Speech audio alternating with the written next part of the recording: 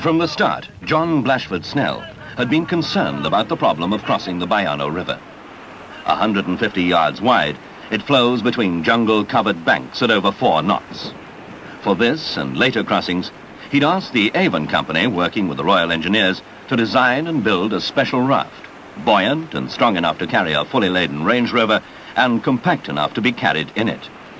They'd produced the Avon M650 raft.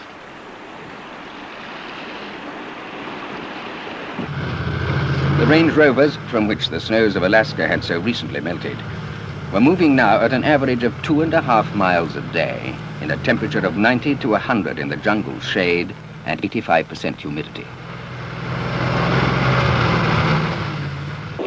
Hold in there. Oh, I see.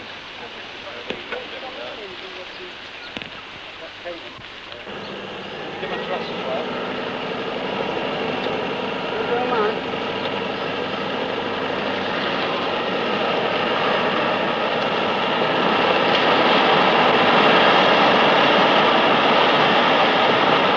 During our pre-planning period, we'd asked the British Army's experimental engineering establishment to design and build us multiple-purpose interlocking ladders.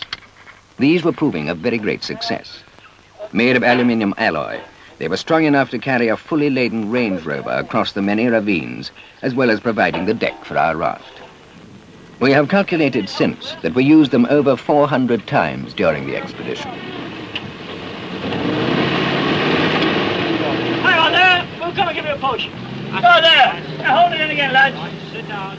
We had both vehicles ready to cross the river on the next day. We found that our special ladders had an extra facility. They floated.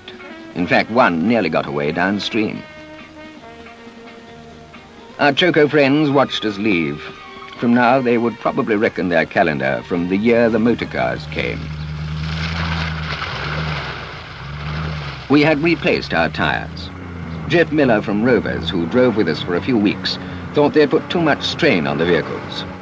The other particular fault, he said, had been a certain degree of overloading, particularly the load on the roof, which affected the vehicle's center of gravity.